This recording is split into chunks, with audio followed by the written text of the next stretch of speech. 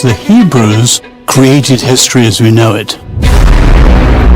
You don't get away with anything. And so you might think you can bend the fabric of reality and that you can treat people instrumentally and that you can bow to the tyrant and violate your conscience without cost. You will pay the piper. It's going to call you out of that slavery into freedom, even if that pulls you into the desert.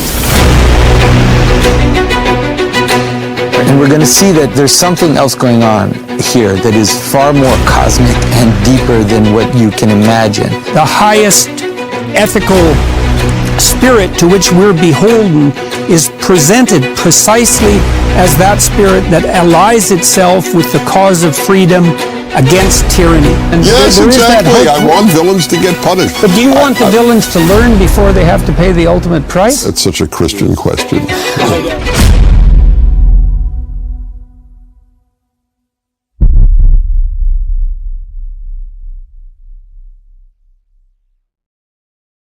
On the one hand, we have these fundamentalist proclivities that seem to manifest themselves in Islam and also in other religions. And then we have the problem of having to maintain peaceful relationships with the Islamic culture as a whole. And it's not easy in the West to figure out how to do both of those at the same time. Why? And so, I mean, I don't get. How do you not throw the? I don't get it. Why? Okay. Why? Look, I'm coming from a Muslim family. I'm not against my mother. I'm not against my father.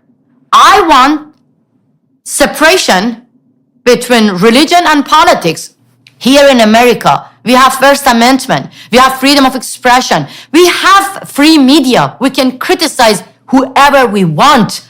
But in my country, when you criticize Khamenei, you pay huge price, which is your life. So that's why, is that too much to ask that when it comes to Iran, when it comes to Islamic Republic, we have to get united. We have to get all together. You have to see this as bipartisan issue. Otherwise, believe me, the Islamic Republic will get united by Putin, with Putin, Maduro, China, all the dictators, and they will end democracy.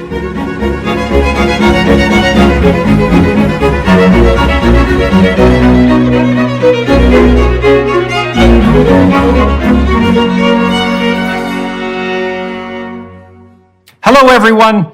I've been wanting to cover the uprising in Iran for quite a long time and finally made arrangements to do that and have the privilege today of speaking with Masih Alinejad. She is an Iranian journalist and a rare example of an honest and unwavering reporter. Even more impressive is that she began her career reporting on her own government, taking punishment such as her arrest in 1994 for distributing leaflets with critical views, or her dismissal from her job as a parliamentary reporter in 2005 for publishing an article that called out the parliament for taking massive bonuses in secret while publicly claiming they had taken pay cuts. In 2018, she released a book, The Wind in My Hair, which was critical of the Iranian government's depiction, expectation, and oppressive treatment of women. She's the founder of the My Stealthy Freedom campaign against compulsory hijab, which since its launch in 2014 has become the largest civil disobedience campaign for women's rights in the history of Islamic Republic. In 2022, the American Jewish Committee awarded her the Moral Courage Award for speaking out fearlessly in support of the Iranian people, who are still being oppressed, to put it mildly, by their own institutions. She currently lives in exile in New York City under FBI protection since a coordinated kidnapping attempt by the Islamic Republic of Iran's intelligence ministry was foiled in 2021. Hello, Masih. Thank you very much for agreeing to talk to me today. Thank you so much for having me, Jordan. Yeah, so I don't know, are you a brave person? Are you a foolhardy person? Can you just not control yourself? Like, you're putting yourself at an awful lot of risk here. And so, we'll walk through why that is. And why do you think you're compelled to do that? And it looks like you've been doing that to some degree, almost your whole life, right? Even as a very young person. Yeah. And so what is it about you that makes you unable to, what would you say, behave properly? That might be a way of thinking about it. That's funny. I mean, when you put it in that way, that maybe you cannot control yourself or you're really brave. This is what my mom used to say that. Because I remember that in my tiny village, I was a troublemaker, and people were like telling me that you cannot control yourself. And that was the way that they were actually describing my, my attitude towards, I've been told all my life what to do, what not to do. So I had two options in my tiny village: to listen to those who make decision over my body, over my, everything, or to be a rebel. So for me, being brave or being fearless, it's something that I grew up with it, Otherwise, I had to feel miserable every single day. Here in America, people might take every single freedom for granted, but I had to fight for every single thing that I have now. Everything. I had a little brother who was able to jump in the river in my beautiful village, who was able to go to stadium to play football, to go, everywhere that he wanted, to dance, to sing, everything. But I was banned from doing all those activities just because of being a girl. So that's why I had to fight for every single thing, and I had to be brave, Yeah, well, it is clear that most people under those conditions will submit to being obedient and to stay silent, and certainly that's been the case in Iran for 30 years, almost 25 years anyway, since the revolution. And although obviously more and more women are speaking out now, and of course more and more Iranians in general, but the run-of-the-mill situation after the revolution was that most women bore their, what would you say, forced submission in something approximating silence. And so and that is the normal run of things. And I do think there is something temperamental about it. I mean, when I read the accounts of your childhood, it's pretty obvious that right from the beginning, you were a hard person to push down. And it's very interesting to see how different people react under different situations. Do you want to walk us through your origins and talk about your early life a bit so that everybody understands where you came from and what your life was like? So, and we'll talk about that in parallel with the political situation in Iran. Sure. I mean, to be honest, I don't think Iranian women can be like obedient at all. Women in the Middle East, I mean, all of them, they are rebel because to us, it's the way to get our dignity back, our identity back. There is a famous saying actually in Persian that if you want Iranian women to do something, tell them not to do. So anyway, we'll practice our civil disobedience. And look, I was only 2 years old when the Islamic Revolution happened. I remember I used to actually challenging my parents that why you overthrew the regime.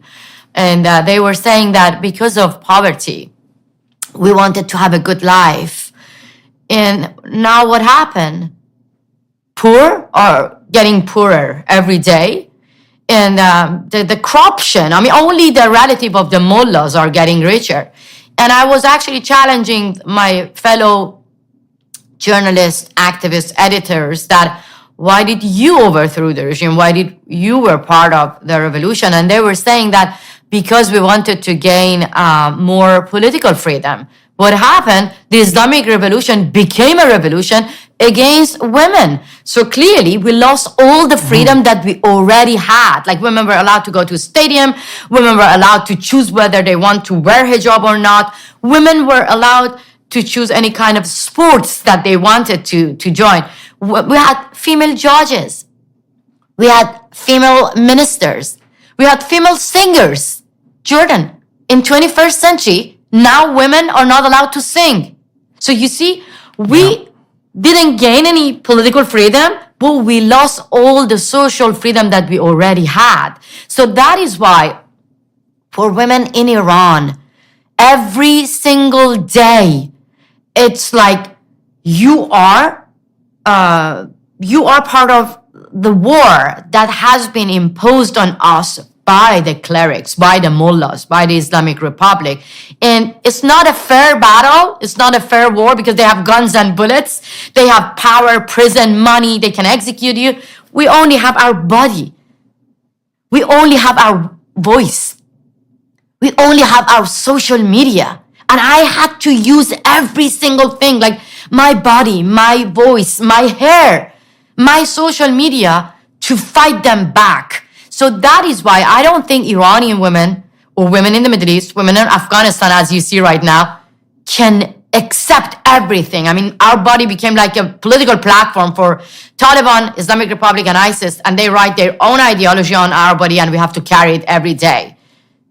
We don't accept that. So that is why this is in our nature.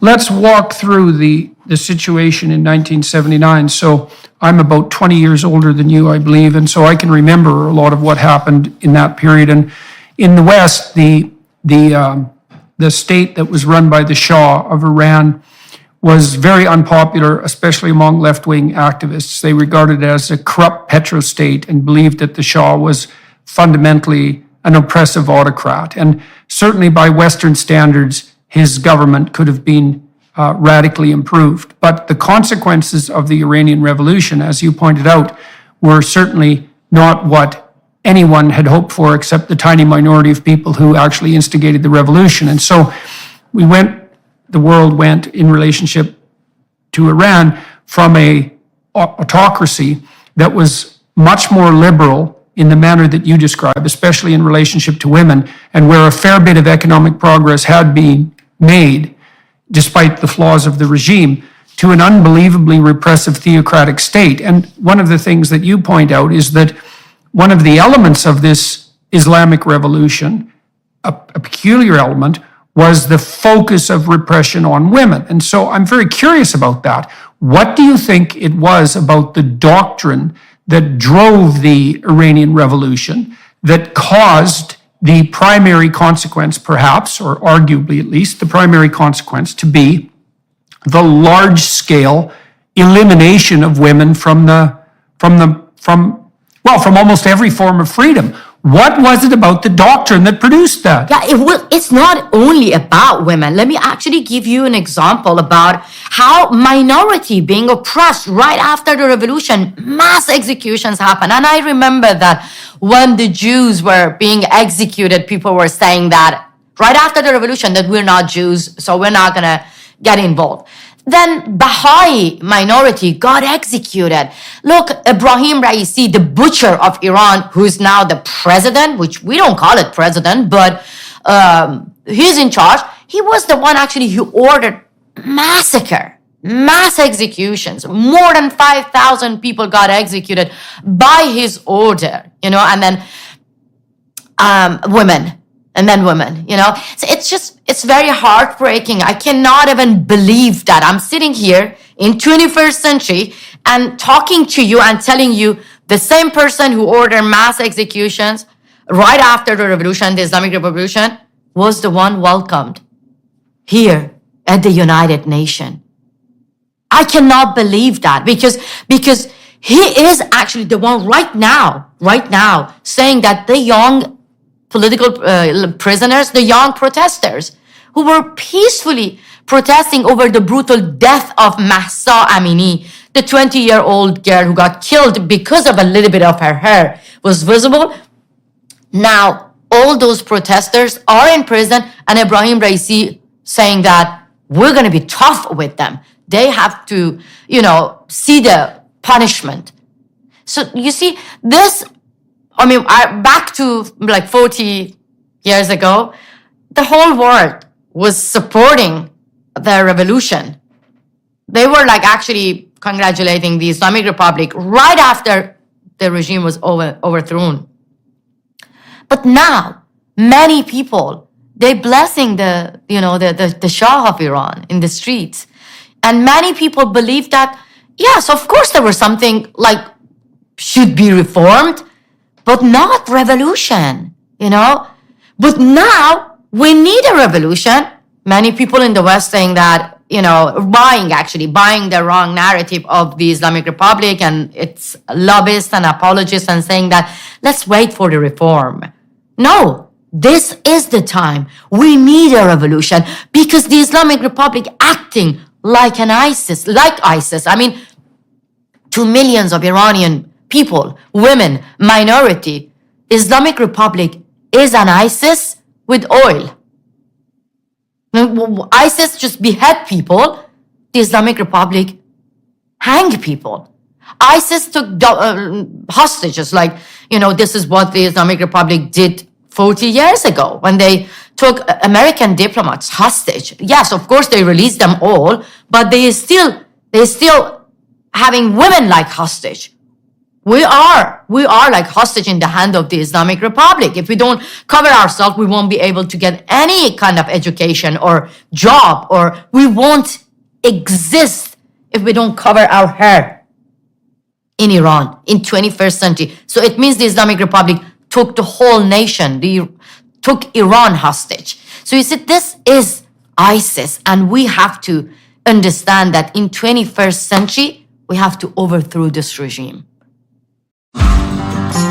Black Rifle Coffee Company is on a mission to build a support network for veterans, first responders, and law enforcement by serving you the best coffee you've ever had.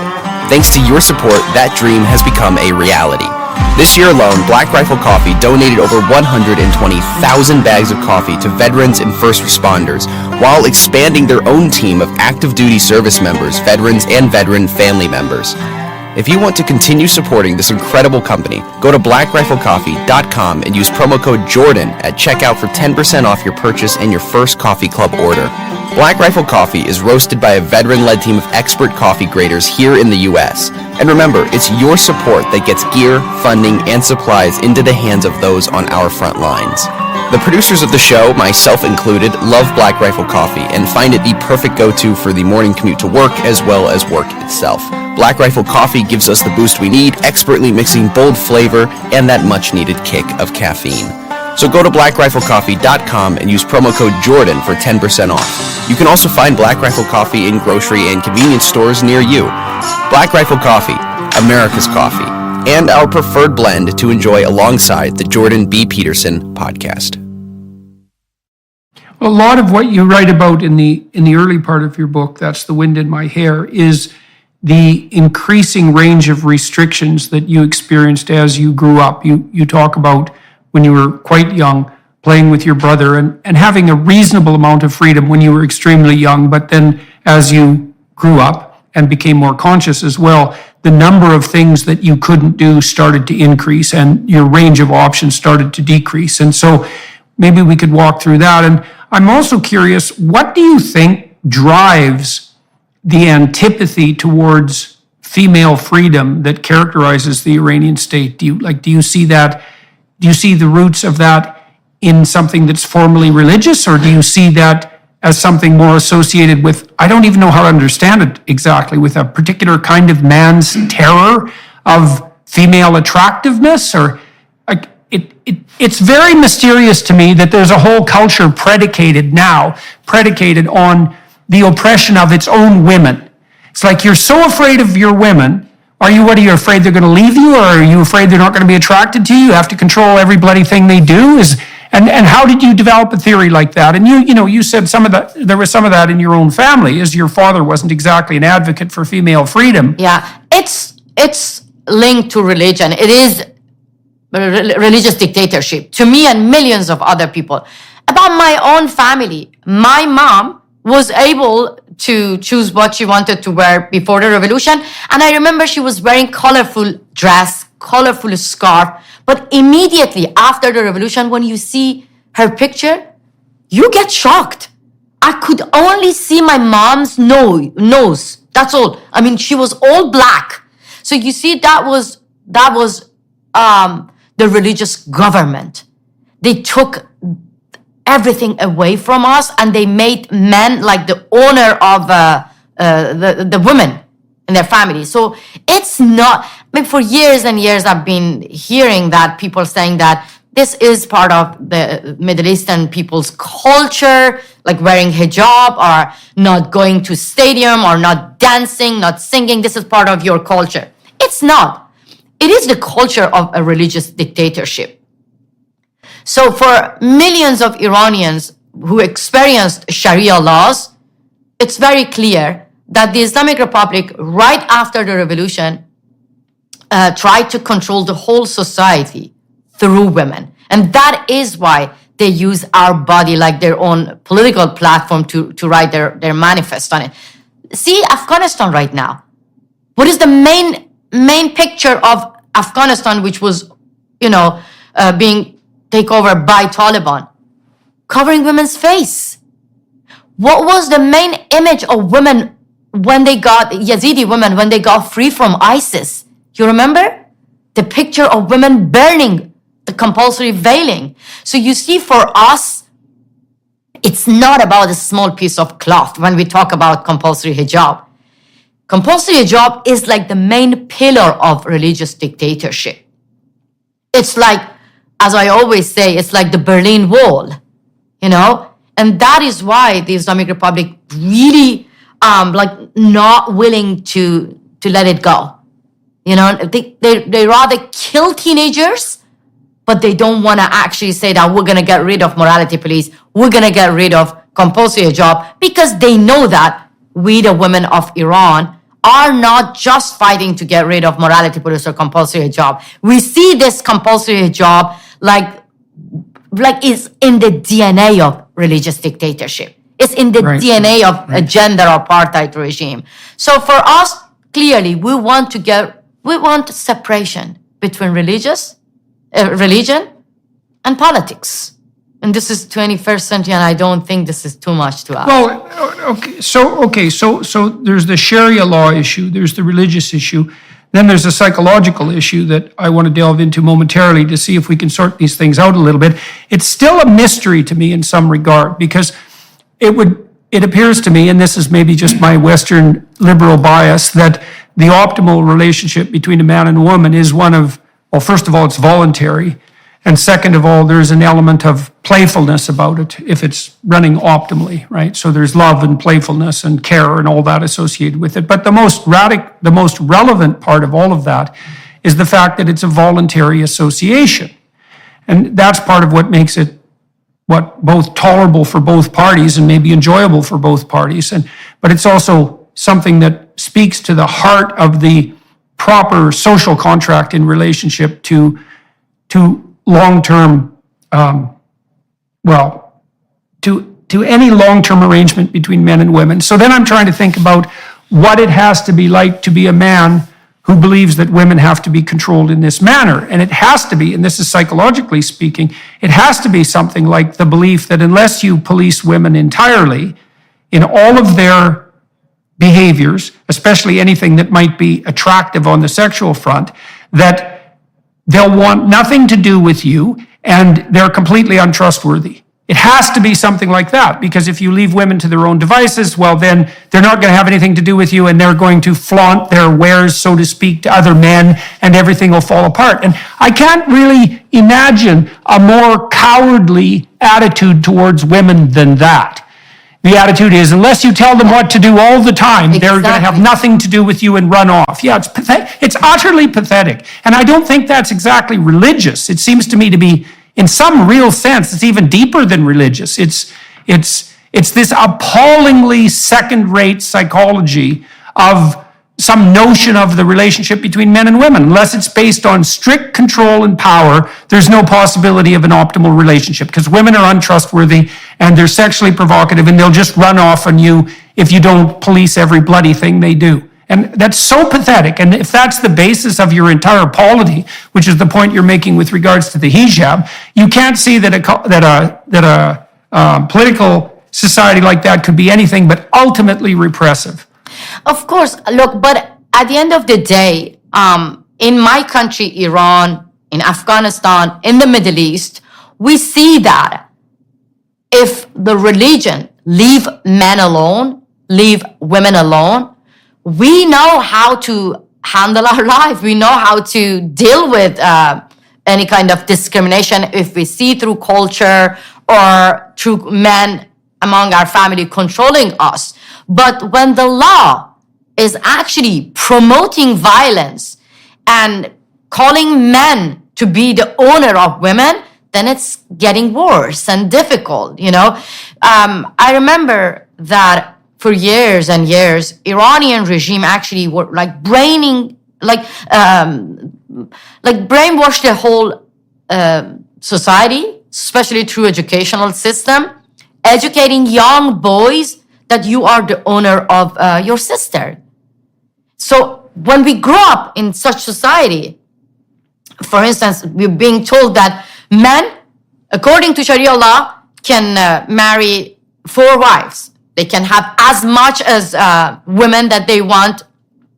And oh my God, women cannot, I mean, as a woman, if you show your hair, it's a crime, but men are allowed to actually do whatever they want to do. And in the name of honor, father can kill his daughter. I mean, these are facts that I'm telling you. Like a girl in Iran who removed her hijab, Sabah Kordafshari, received 24 years prison sentence just because of removing her hijab in Iran. But a father who actually beheaded his daughter received only 8 years prison sentence. So here, clearly we're talking about Sharia laws actually allowing men to control women, to own women. So as a feminist, I believe that in my country, men are very progressive. I see that how men now are walking in the street toward morality police, toward security forces with open arm and saying that we are ready to die, but we are not going to leave our sisters who are fighting for their dignity. So the society of men are more progressive than the law, the establishment. And that's very, very frustrating that you see that through educational system, we're being told that, hey, you can kill your sister. But now the same men are shouting in the street, like, میمیرم، میجنگم، ذلت نمیپذیرم, saying that we rather die but not live with humiliation, because men think that this is an insult to them when the whole world like actually saying us like, this is your culture. Iranian men cannot control themselves.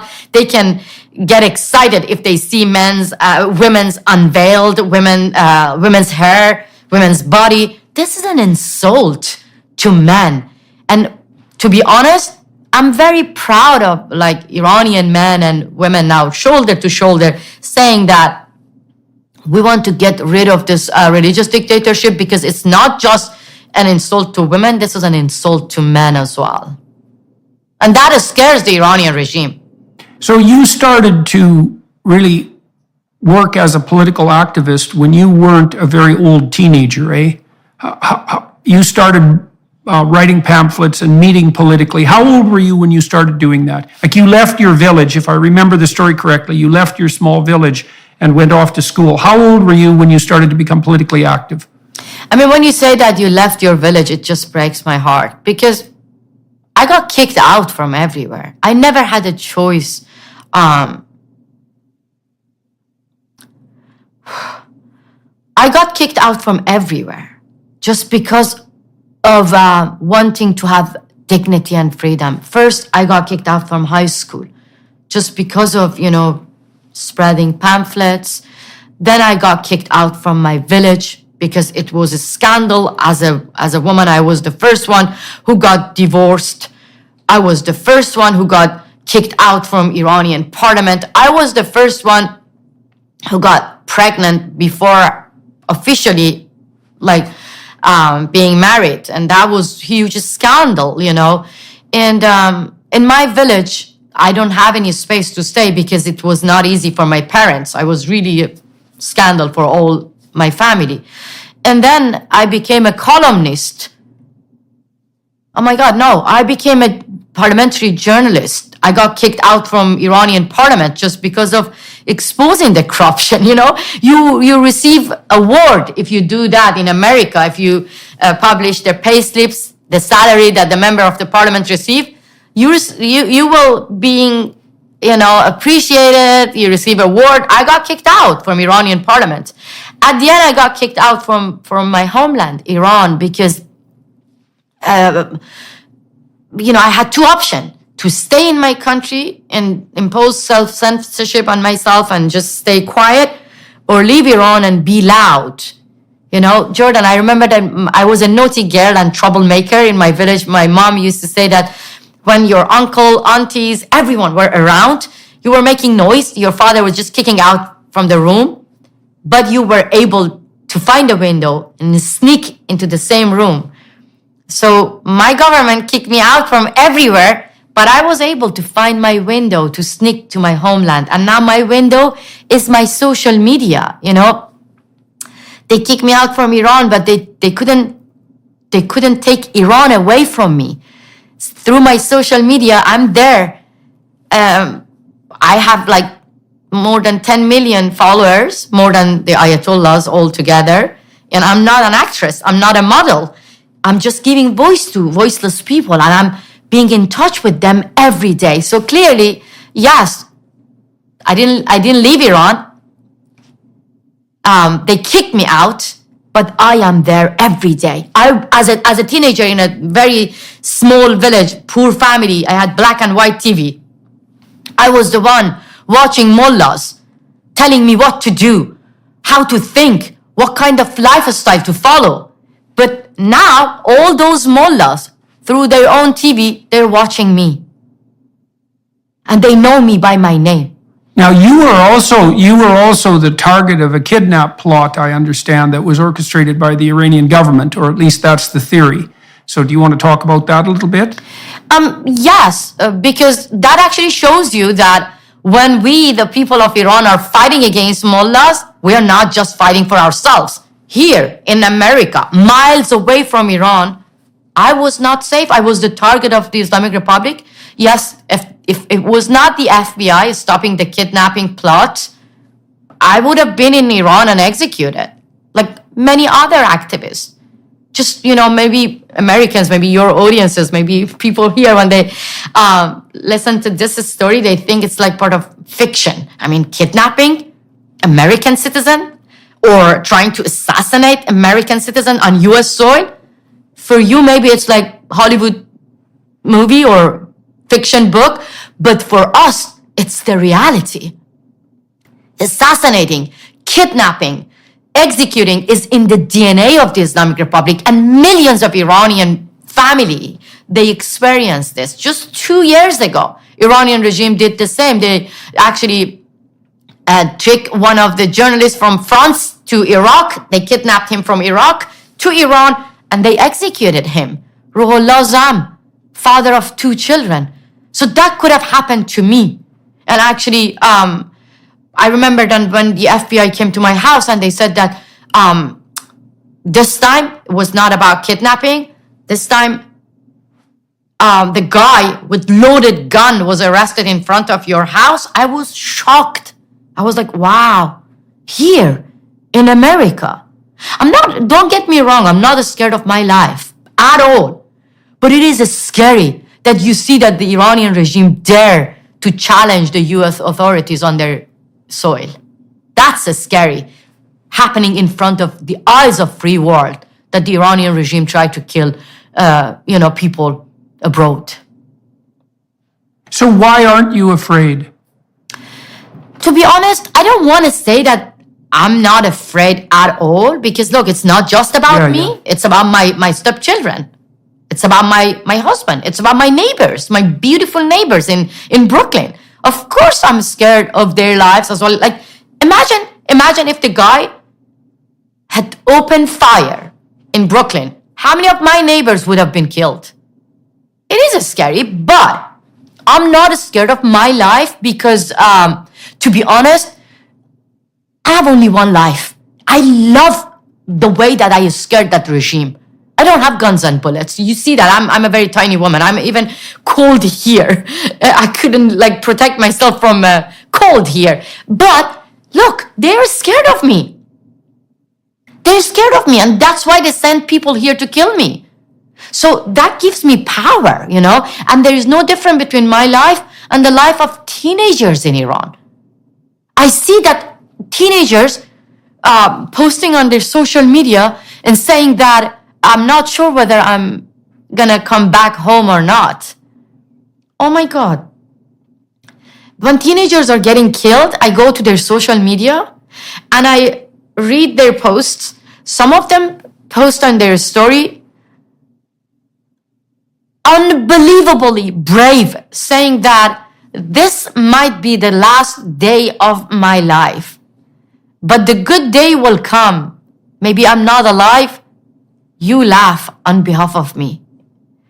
I see that teenagers writing on their social media that this land, Iran didn't give me anything, but I give my life, my head to free this land from mullahs.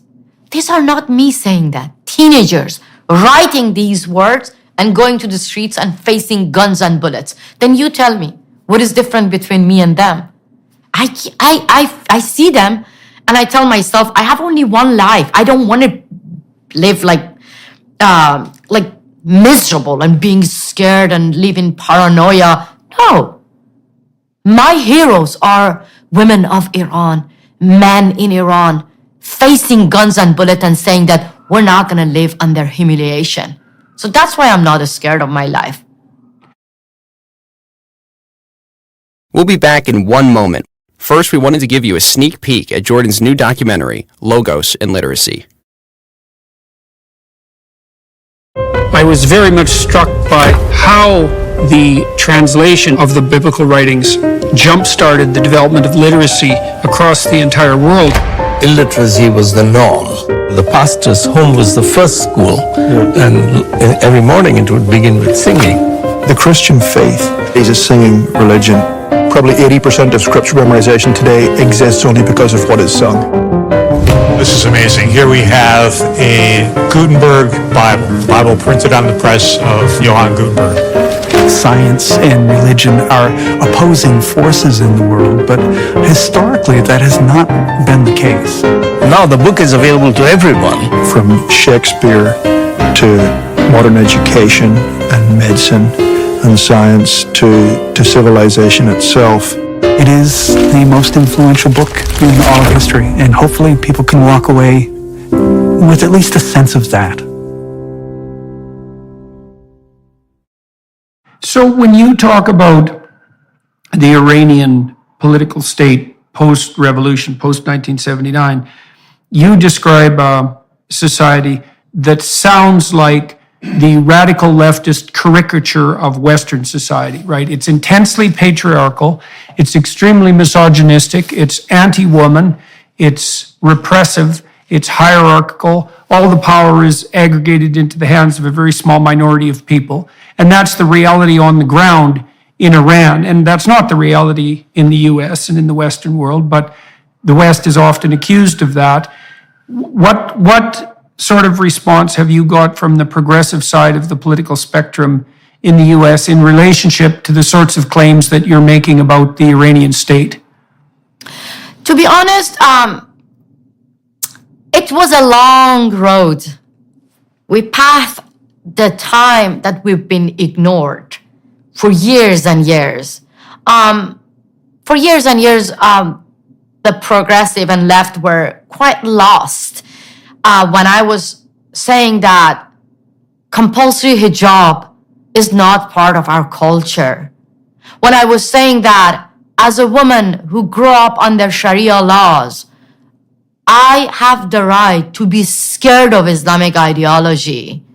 For years and years, I have been ignored by many people in the West saying that you're causing Islamophobia when you talk about compulsory hijab.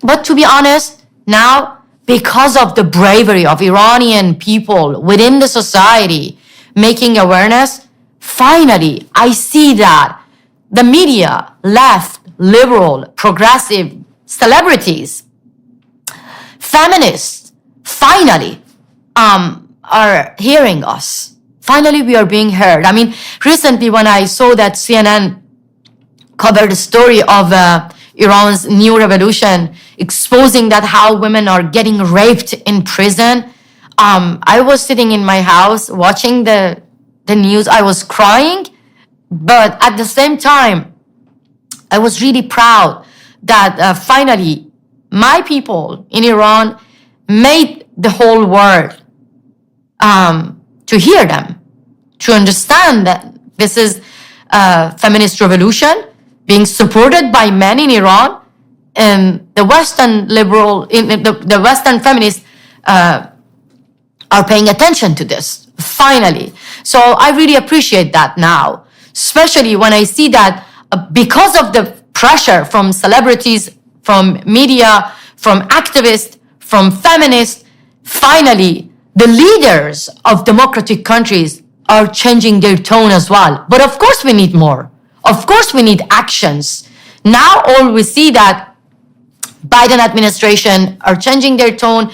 They actually took the leadership to kick out the Islamic Republic from United Nations top women body. And I was like sitting in my house and I was like, wow, this is happening. This is happening. Because just 2 years ago, when 4 democratic countries voted for the Islamic Republic to have a seat on women's top body at the United Nations, we, the women of Iran, were alone. We're alone. We were shocked. We were like, how come you're voting for a country that do not even allow women to be their true self? Just being our true self is a crime. And you're voting for our oppressors to monitor women's rights globally? It's like voting for Taliban to monitor human rights globally. But now, it's just unbelievable that the US government took leadership to kick out the Islamic Republic from United Nations top what. But this is just the beginning. This is just the beginning. Well, so we need more. Well, so there's a couple of mysteries there. I mean, one you just pointed to. We can expand on that a little bit. I mean, I don't know if there's anything more preposterous that's happened internationally, although that's a hard contest, than the UN's decision to appoint Iran or to allow Iran to have a permanent seat, hypothetically permanent seat, on the international body that was fundamentally responsible for the monitoring and regulation, let's say, of women's rights. So we have a mystery there. It's like that's so utterly preposterous that it's almost impossible to believe that the West ever agreed to it to begin with. And then we have another mystery underneath that, which is that it's been an uphill battle for you and for the people who are fighting for freedom in Iran to convince the more progressive end of the spectrum, including Western feminists, that the regime that you're fighting against has all the hallmarks of the terrible patriarchy that hypothetically they oppose.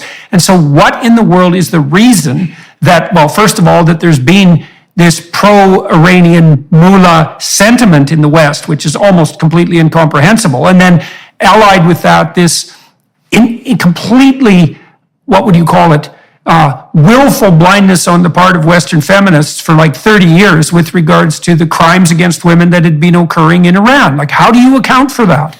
I mean, it was heartbreaking for me. Not for me, for women in Afghanistan right now. Right now. Girls are being kicked out from school just because of being girls. Women are being kicked out from university.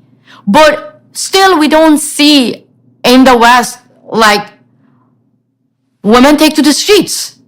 Like, you know, right. There was a campaign called Bring Our Girls Back. When I remember when Michelle Obama actually launched that campaign, I was like, this is the US that I have been dreaming to live.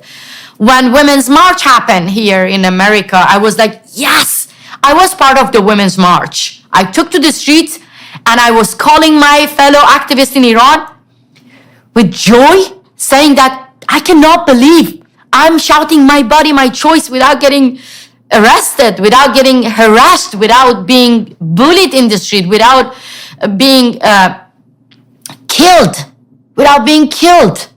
I was like, oh my God, this is the America that I had dreamed to live.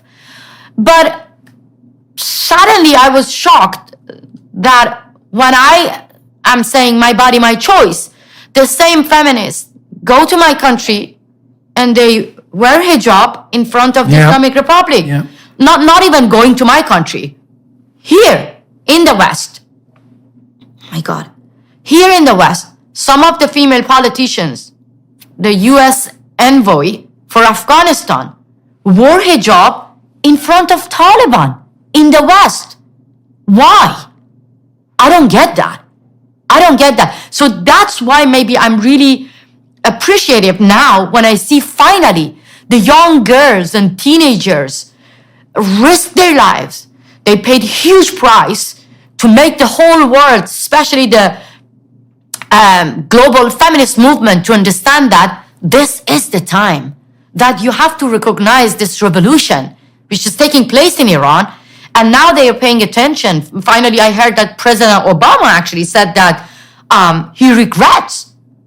Hillary Clinton said that she regrets by not supporting the Green Movement in 2009. So we, the people of Iran, actually now calling on the free world that this is the time we have to see International Women's March for women of Iran and women of Afghanistan.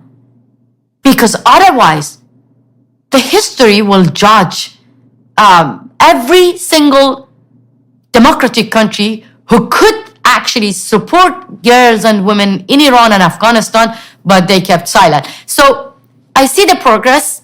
I see that we are being heard, but we need more actions. First, the democratic countries must actually recognize this revolution and recall their ambassadors. This is not me saying that. 1 million Iranians signed a petition and asking the leaders of G7 democratic countries to kick out Iranian diplomats. You know, there is Iran's interest section in Washington, D.C. Jordan, I challenge every feminist to come with me, to go to Iran's interest section, to see that how here in the U.S. we get kicked out if we don't cover our hair. In 21st century, they don't even allow us to go to Iran's interest section. Why? Because we have to cover ourselves according to Sharia laws. Why? My people, my women in Iran, they risking their lives. They practicing their civil disobedience. They remove their hijab. Why should we keep silent? We can do that here. We can practice our civil disobedience in Iran's interest section to show the rest of the world that how barbaric this regime is. So let me argue this a bit from the side, the hypothetically more progressive side, because there's some thorny issues here. I mean, one of the things that people who tilt towards the left in the West are concerned with is that any negative press, let's say, in relationship to the more tyrannical elements of Islamic fundamentalism has the negative consequence of shedding a dim light on the religious practices as a whole. And so people are rightly concerned, I suppose, that about distinguishing between valid criticisms of the excesses of the fundamentalists and generating a kind of more global, let's call it Islamophobia, that would inflame religious tensions between the Christian world and the Jewish world and the Islamic world. And so there's this very thin line in some sense that has to be walked such that we can distinguish between the fundamentalist totalitarians and leave some respect for the alternative, from the Western perspective, for the alternative Islamic culture in place. And I mean, I've talked to a lot of Islamic moderates, people who are working to put forward a vision of Islam that's more commensurate, say, with a liberal democracy. And they're also concerned about a kind of blanket Islamophobia. And I think some of the resistance on the part of the left to criticizing regimes like Iran is this fear that a more generalized, quote, Islamophobia might develop. And so to what degree, and it's an open question in relationship to Iran too, like you associate the totalitarian prescriptions with Sharia law, and there's a religious element to that. I mean, and people like, she wrote Infidel, Ayaan Hirsi Ali, I mean, she's come out very strongly as an anti-Islamic crusader in some real sense, and also a great promoter of women's freedom. She's someone I admire remarkably. But it does leave us with this thorny question, right? Is that on the one hand, we have these fundamentalist proclivities that seem to manifest themselves in Islam and also in other religions.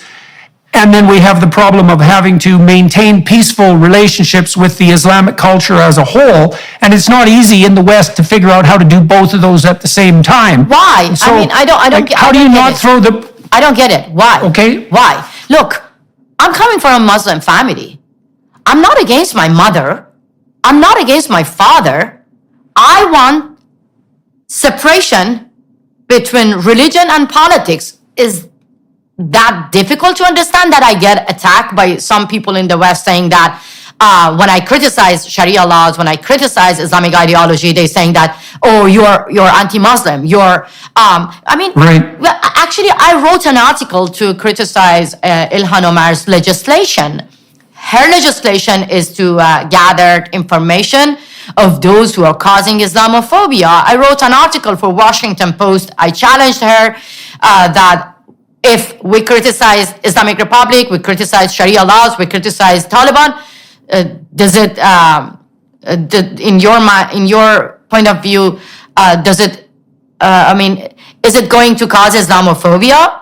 I wanted her to clarify what she means by causing Islamophobia in the West. Because in my country, if we criticize Islam, we get hanged as murtad, muharib.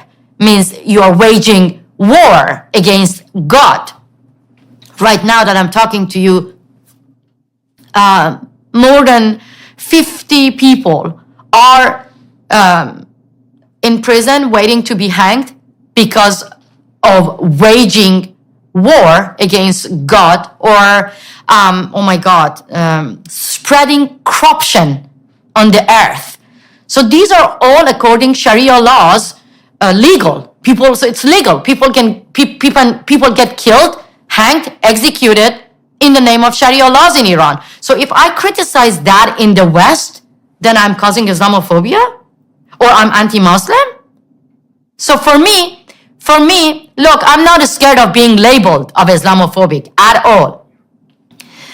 The revolution is taking place in Iran. It's against Islamic Republic and gender apartheid regime, which actually the Islamic Republic is against minority, it's against LGBT community, it's against environment, it's against Baha'i, Jewish, all minority, it's against Kurds, Turk, Baluch, it's against women, it's against our dignity. So these are the values that we share with the Western left and liberals.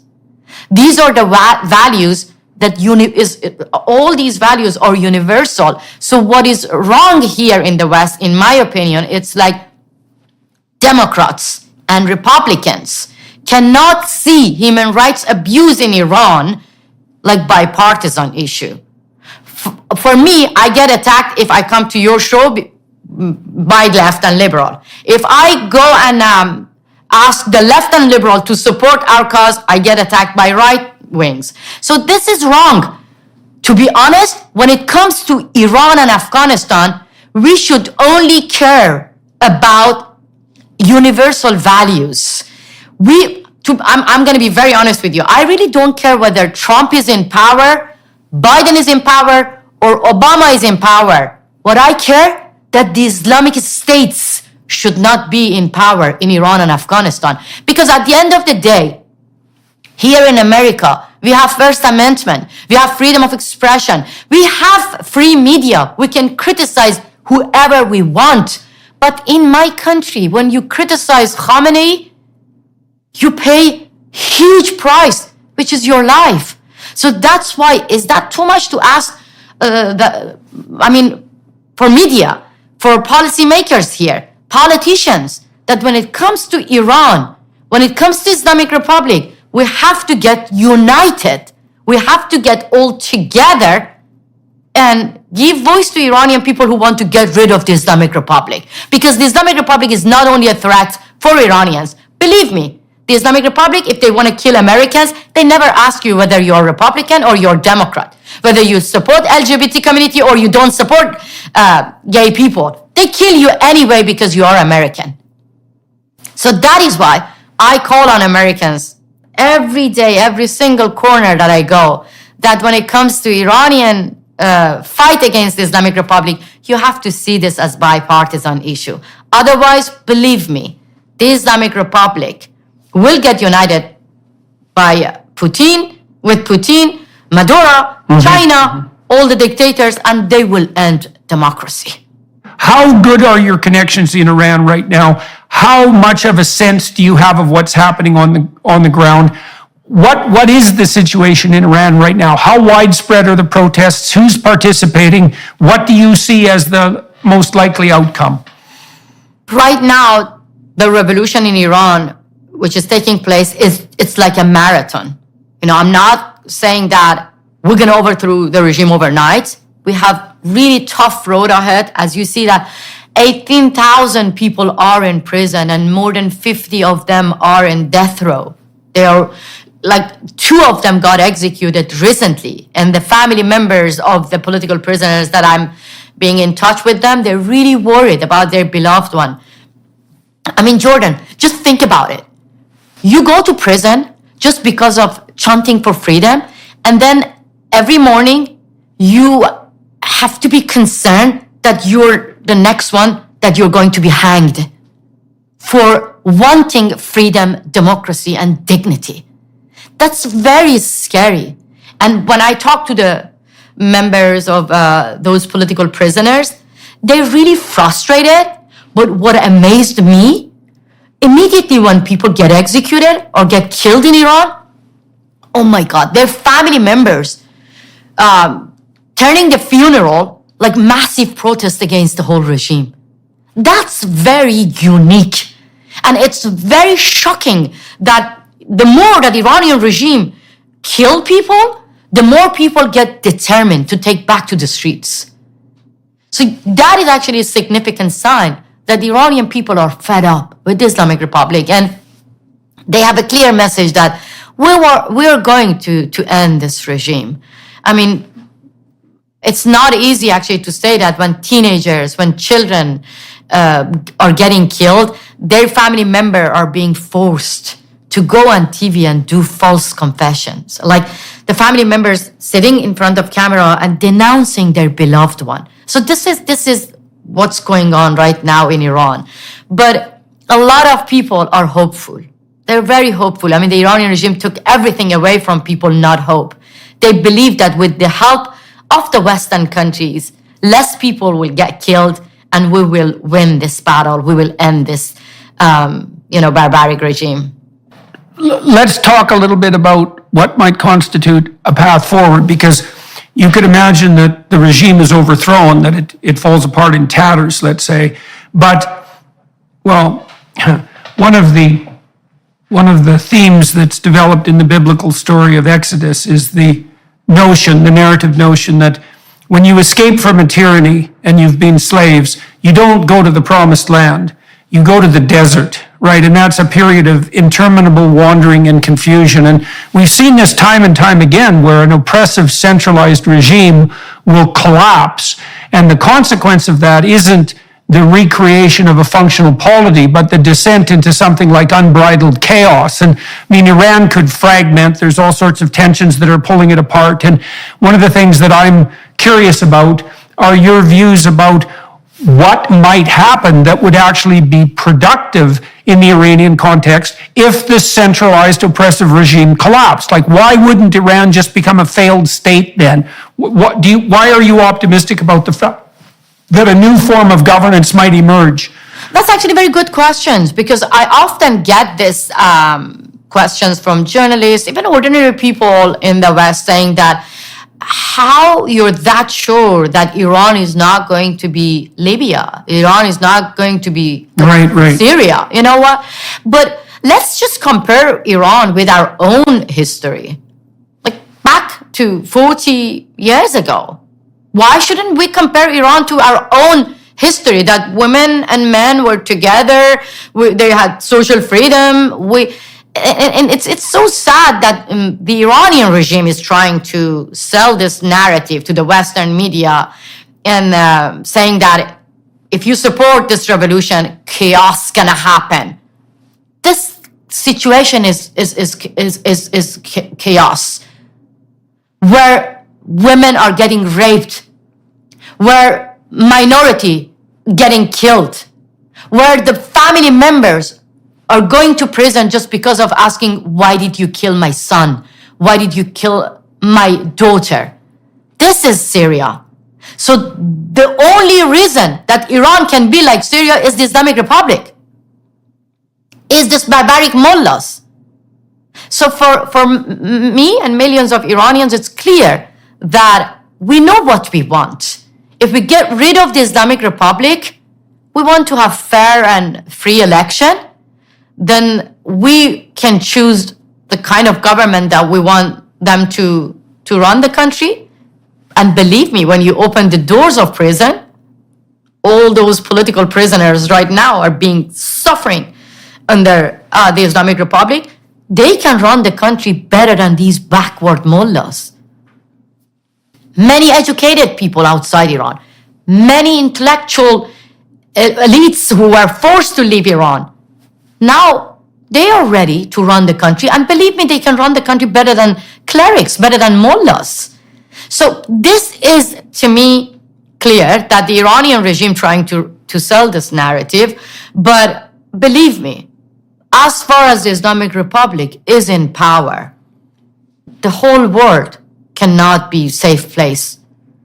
Right now that I'm talking to you, the Islamic Republic sending drones to Putin to kill innocent Ukrainians. Right now that I'm talking to you, US citizen, British citizen, UK citizen, German citizen, Swedish citizens, they are in Iranian prison being used like bargaining chip to get nuclear deal. And then here, I keep hear from some of the analysts, some of the apologists, some of the media and policymakers saying that we have to stick with our policy to negotiate with the same regime because an Iran with bomb is a very dangerous regime for everyone. But believe me, an Iran without Islamic Republic can make the whole world much safer place. And you can actually, we Iranians and Western countries, we can achieve our goal when the Islamic Republic is gone. Because Iranian regime is a cheater broker. They are cheating. You cannot trust them. You cannot negotiate with them when they lie. But they keep lying about their nuclear activities, everything. So for millions of Iranians, it's clear that if the Western countries understand that, they can achieve their goal. If the Islamic Republic is gone, then Iran is going to be a secular, democratic country. The young generation, smart and intellectual leaders inside and outside Iran, they can run this country better than Khatami, Khamenei. You have enough faith in the educated and competent section of the Iranian population, dispersed though it may be, to put forward a form of governance that's going to be far superior to what's happening now. And you think that's a realistic possibility? It is. Look, let me tell you something. For years and years, Iranian regime were trying to say that if you don't cover yourself, you won't be safe in public. You will get raped by men. Oh my God. This is their mindset. They even actually made a fake news about myself as well, saying that on Iranian national television, that Masih Alinejad got raped by 3 men in London. Guess why? Because she undressed herself. So this is the mentality of this regime.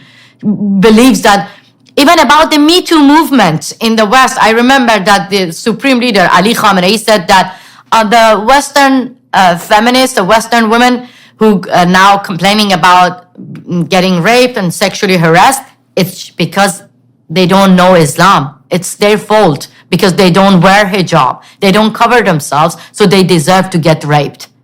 This is the mindset of this regime. So of course, the young generation are more progressive than these backward mullahs, and they can run this country better than those who believe that if you get raped, it's your fault. So let's go to the particulars of your individual experience and the individual experience of Iranian women. You talked a bit in this broadcast so far about the morality police. And so what did that mean in your day-to-day life? Who are the morality police? How widespread and prevalent are they? What sort of people are they? And what do they do? I cannot believe it. Again, in 21st centuries, we talk about morality police. What kind of moral that you walk in the streets and you look around and you see like a teenagers, oh, cover yourself, cover yourself. If you don't cover yourself, then I'm going to punch you on your face. Yes, morality police are a bunch of officers, men and women.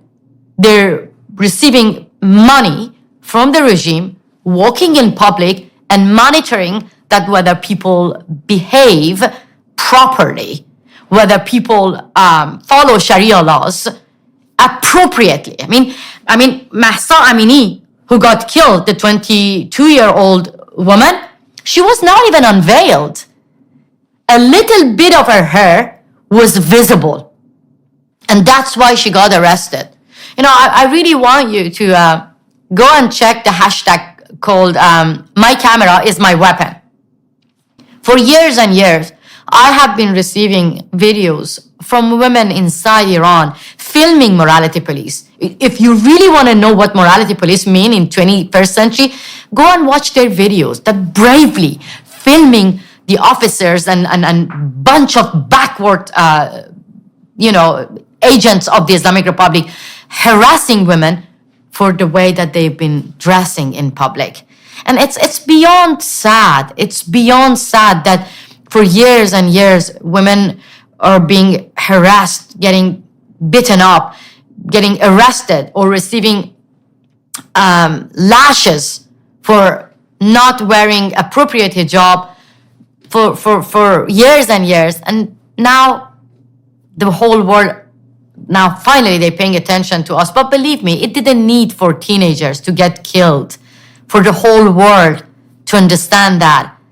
When we fight against compulsory hijab, we fight against one of the most dangerous regime who dare to kill innocent people for just, being their true self.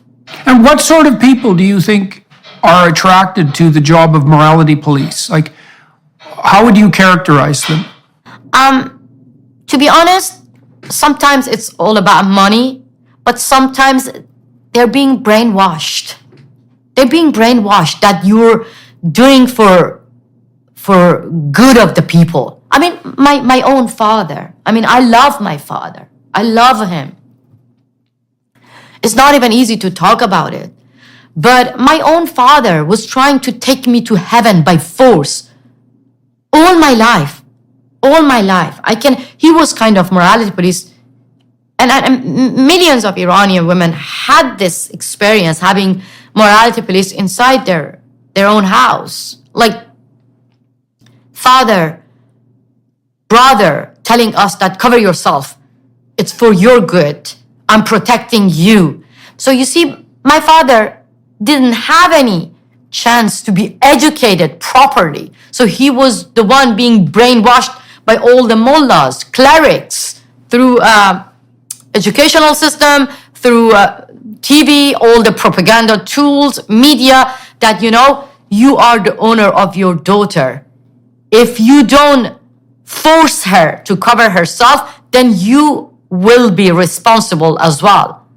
My father and I was told through all the clerics, through TV, that women will get hanged by their hair if they don't cover it. So my father was like, okay, so I'm going to protect my daughter. That's kind of brainwash can make people to please their own daughters, to please women in public. So what's your, if you don't mind me asking, and feel free to reject the question, what are your parents' attitudes towards what you're doing now and the profile that you've established? I mean, you're not only experiencing the division in Iranian society at the political and sociological level, it's being acted out in your own household, which is typically the case for deep political issues. And so how do your parents and your family respond to what you're doing at the present time? To be honest, not only my family, millions of other Muslim people, millions of other, older generations who have been supporting this regime, they have changed. But just watching that, how brutal is this regime. I mean, I can talk about myself again, that the Iranian regime interrogated my 70-year-old mother for what I have been doing, to stop her from sharing her love with me. It was really sad watching my own sister on Iranian national television disowning me publicly. And it's beyond sad that the Iranian regime actually asked my own family to take me to Turkey. They were trying to kidnap me from Turkey. So for me, it's heartwarming that my mom didn't go to TV to denounce me publicly. It's heartwarming that my mom didn't want me to be kidnapped. So that's why she didn't actually cooperate with the regime. My brother, Ali, oh my God, they put him in prison for 2 years just because he didn't want to actually, he didn't want to see his sister being tricked from America to Turkey and being kidnapped from Turkey. So that was the plan of the Islamic Republic. So you see, I have been working really hard. Now I have my family on my side, which maybe they're not saying that in public, but by not taking me to Turkey, by not going on TV and denouncing me publicly, I love them, I love them. And many other people in the street that I see that they wear hijab, but they're supporting their daughters. Many other fathers that I see that they believe in Islam, but they don't believe in political Islam and they don't want to support this regime. So that scares the Iranian government. That finally, people like my mother, people who actually were part of the revolution to overthrow the Shah's regime, taking to the streets and saying that we made a mistake. We overthrew the Shah's regime. We made a mistake, Many people chanting in the streets saying that it's a big lie that the Islamic Republic say that our enemy is America. Our enemy is right here, is the Islamic Republic. So this is the victory. So that's why I'm very, very optimistic, because I believe that even those who supported the Islamic Republic, now they know it very well, that the Islamic Republic is against the dignity of everyone. And this is the same regime that actually asking people to say death to America. I mean, they brainwashed me, my family, to say death to America, but they send their own relatives to America. Jordan, right now that I'm talking to you, the children of the hostage takers, those who took American diplomats hostage, they send their children here. They live in America. They live in New York, in LA, having their luxury lives.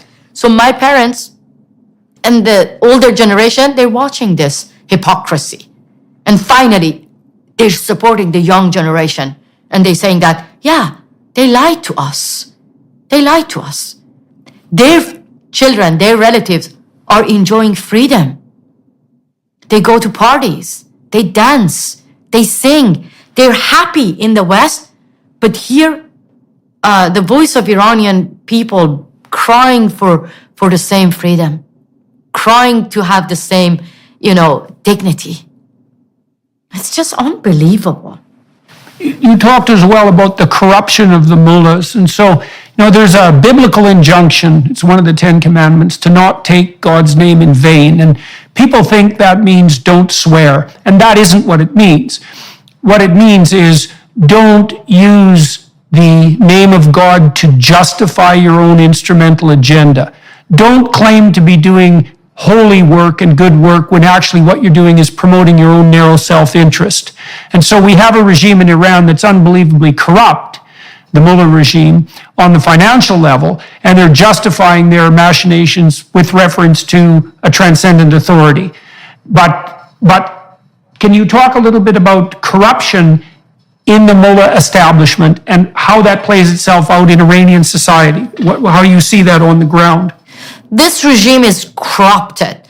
And for years and years, they were saying that, we overthrew the Shah's regime because we want to help the poor people. But believe me, now the relative of the mullahs, they own all the, big companies in Iran. They actually the one receiving all the monies that the American government actually, when they lift up sanctions, they send billions of dollars to Iranian government. The money goes directly to the Revolutionary Guards, to the relative of the Ayatollahs. And for many years, the Iranian regime put the blame on the US sanction. But can you believe that while we, the people of Iran, were suffering from sanction, the Islamic Republic actually increased the budget of two well-known institutions which belongs to the son of the Ayatollah Khomeini and the son of Ayatollah Khamenei. So the money directly goes to 51 religious institutions, including morality police, while they put the blame on US sanction. Right, so they're running a shell game to enrich themselves financially, enrich themselves and their relatives in a dynastic and autocratic manner, while simultaneously claiming to be acting in the name of God and persecuting people who object as if they're satanic objectors. That's basically the game. And so that's using the Lord's name in vain, let's say. But not only in Iran, not only inside Iran. Look, just a few months ago, Salman Rushdie was the target of assassination plot. Right. Why? Because of the fatwa from the Ayatollahs, from my own country. I was shocked. I was shocked when I heard some of the media in the West were saying that the motive behind this assassination plot of Salman Rushdie is not clear. Why?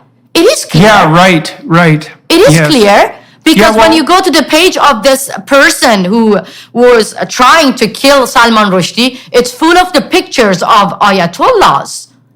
And the front page of the newspaper in Iran, right after the assassination plot, was the picture of Salman Rushdie, and they were celebrating. They were celebrating the assassination plot, and they were actually saying that the next should be Masih Alinejad. So you see, assassinating is in the DNA of the Islamic Republic. The supreme leader of Islamic Republic, Ali Khamenei, actually promoted the fatwa against Salman Rushdie just 3 years ago on Twitter, on his Twitter account. And then you still saying that the motive behind this assassination plot is not clear? It is clear.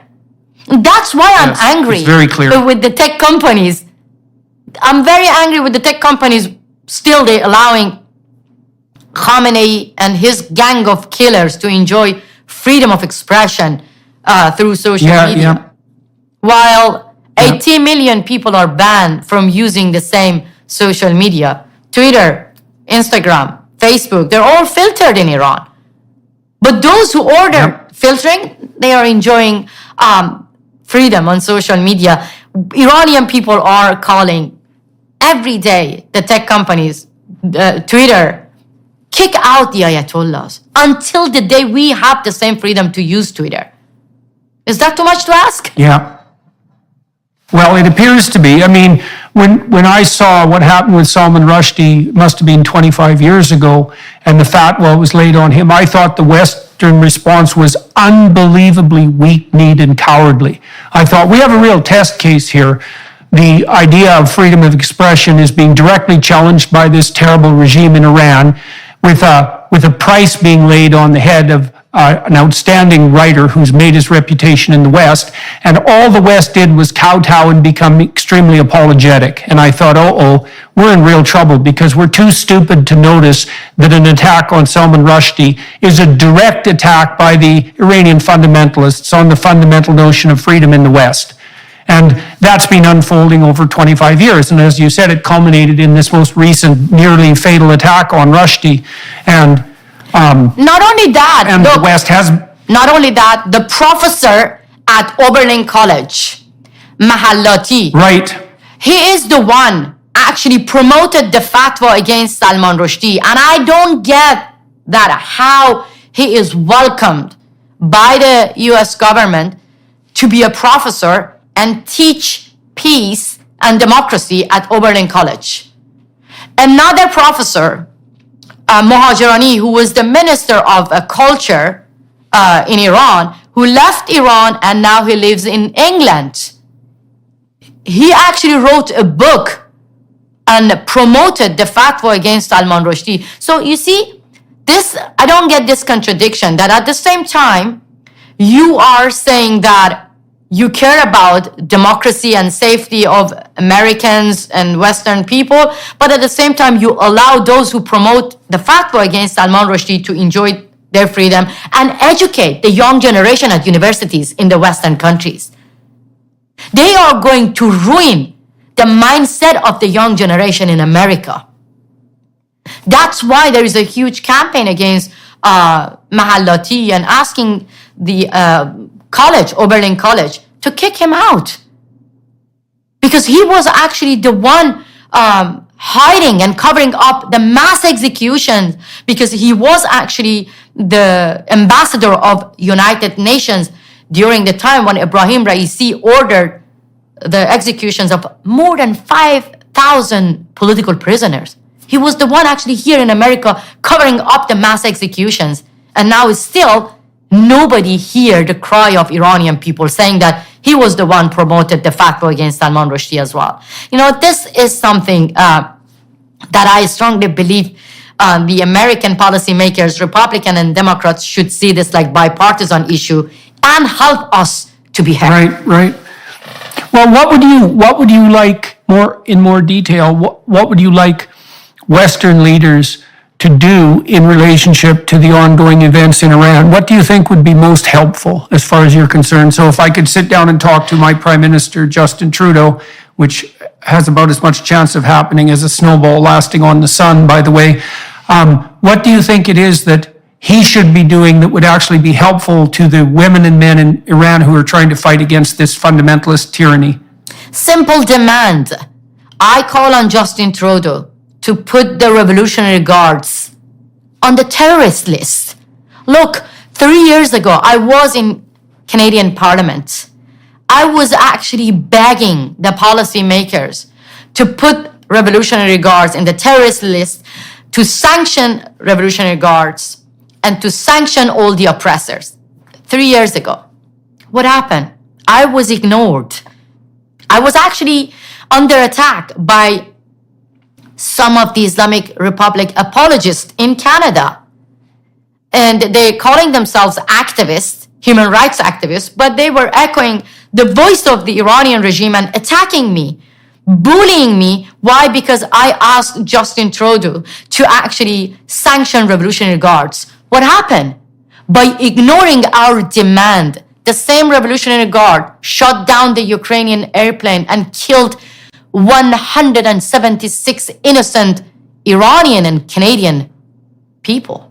So our Prime Minister is hypothetically a progressive sort of person and is hypothetically on the side of women. And so how do you account for the fact that despite your attendance at the Canadian Parliament and your request for support that you never got it? How do you explain that? It breaks my heart. It breaks my heart. But as you actually got to know me during this interview, I'm not that kind of person to give up my fight. I'm not that kind of person to give up having hope to convince the leaders of democratic countries that this is your turn now. You have to recognize Iran's revolution and call your allies, get united, kick out the Islamic Republic diplomats, recall your ambassadors from Iran, and publicly announce that the nuclear deal is dead. Because you cannot condemn the killers, the murderers, but at the same time trying to negotiate with them, sending billions of dollars to the same murderers. Can we talk a little bit about the nuclear deal? Is that a reasonable place to go? I think there's nothing else to add. The nuclear deal is already dead.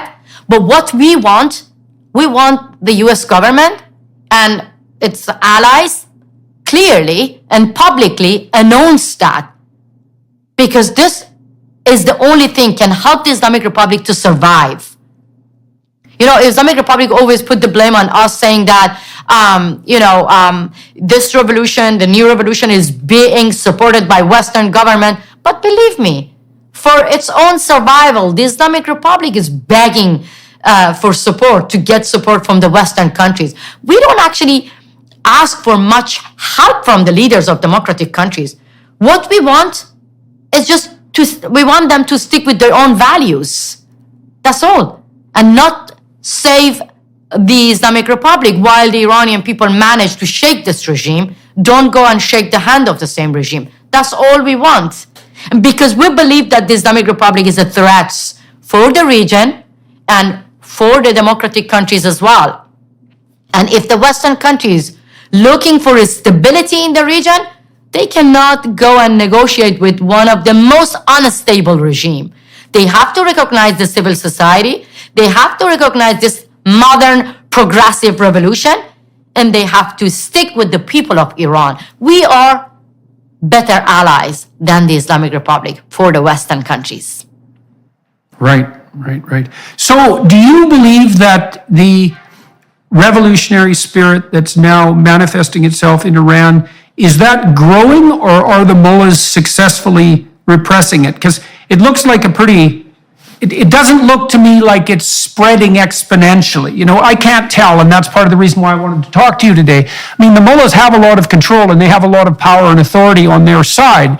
And so what's the situation on the ground in Iran? How widespread are the protests? What percentage of the population is taking part? The Chinese successfully have clamped down on their people time and time again and maintained their terrible totalitarian regime. And so I don't understand the balance of power in Iran at the moment. Do you think that the protesters have any chance here, or are they just going to get shut down? I strongly believe that this time the protesters are going to win the battle. Because, look, first of all, the level of the brutality is very high. People are facing executions, but it's still, every single person get killed. People get back to the street and turn his or her funeral like a massive protest against the same regime. But don't forget that they have money, and they can actually, buy some of the people to shut down the protest and to oppress the protesters. But at the same time, the more that the Iranian regime killed, the more that Iranian people get determined to overthrow this barbaric regime. For me and millions of other people, this time is different. This time is different because this time maybe it's like not 2009 demonstrations. In 2009, it was mostly about election. It's not like 2019 demonstrations because it was mostly about economic. This time is mixed. People who believe that this regime is against every minority. It's against men, women, LGBT community, environment. It's against Baha'i, Jewish people, Kurds, Turk, Baluch. They're all got united. But for years and years, the Iranian regime was successfully could execute Kurds. When people were like, okay, we are not Kurds, we are not going to get involved. They were successfully executing Jewish people, Baha'i minority, Arabs, Turks. But now, immediately when they killed Mahsa Amini, people were like, we're all Mahsa. We're all united. People didn't say that we are not women, so we're not going to get involved to that. So this time is different because we see a sense of unity among Iranians inside and outside.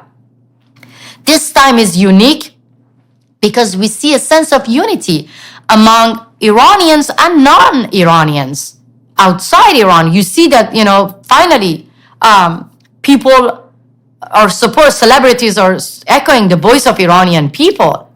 And this is the first time in our history that we see Iranian well-known athletes quitting their jobs and supporting Iranian uprising. This is the first time that we see Iranian well-known actress saying that we don't want to be part of the propaganda tool. They're removing their hijab and they're saying, we want to be part of this uprising. So that makes it different. Right. So you're making the case that this series of protests, this revolutionary movement, in some sense is more fundamental and also more united. It's not about economics only. It's not about the political situation and corruption. It's about the fundamentally totalitarian nature of the state and the fact that it's oppressing people so broadly that everyone can be united in their opposition to that oppression. Exactly. And so you see it as striking at the heart of the totalitarian state. Exactly. And as I told you, this is the first time in the history that people are united in a beautiful way. And it actually empowered many people in autocracy, like Chinese people, when they took to the streets, they were actually showing their support to Iranian people using the same slogan, woman, life, freedom. People in Afghanistan, they got empowered by the slogan of Iranian people. So clearly, this uprising is encouraging everyone to be part of it. It's beautiful. It's very progressive. It's very beautiful that you see mothers and fathers immediately when they lose their beloved one, they take to the street and saying that this revolution needs blood and our beloved one, I get goosebumps. It's not easy for parents to say that. It's not easy. I'm a mother. I cannot even imagine losing my son when I see that brave mothers for justice in Iran, immediately when they lose their son, they get the picture of their beloved one and they leading the revolution and saying that this revolution needs the blood and my beloved one sacrificed her life, his life to free Iran. This is a revolution. The revolution happened inside the heart of Iranian people, It's very, very powerful that you see people know that this is not free, but they are ready to pay the price. These are to me, it's like I'm walking in the history. In the history you read about heroes, but now we actually see the real heroes in the streets of Iran saying that freedom is not free, but we are ready to pay the price to get rid of the Islamic Republic. Well, Masih, that's a very good place to end, I would say. We've talked for 90 minutes on YouTube. Thank you very much for agreeing to talk to me today. I hope you continue to be able to do what you're doing, and I'd like to thank you for talking to me. I'd like to thank everybody who is watching and listening on YouTube and the associated platforms too. And if any of you have been particularly taken by this story today, you could always put pen to paper and write your congressman or your senator and let them know that you're not all that happy about the situation in Iran, and that if the politicians got their act together and were stalwart in their opposition to this fundamentalist, totalitarian, misogynistic, brutal regime, that maybe it could be pushed over and that would be a nice object lesson to totalitarian tyrants everywhere in the world. And so you'd think the West could get their act together in relationship to that goal. And so I'm going to talk to Masih some more on the Daily Wire Plus platform, probably more biographically, which is what I tend to do in that 30-minute segment.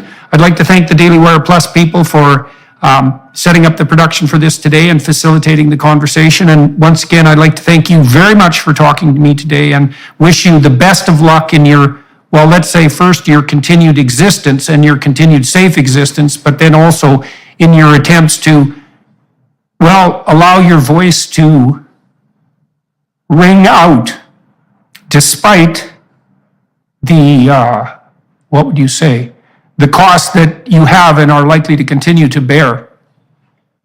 Thank you so much.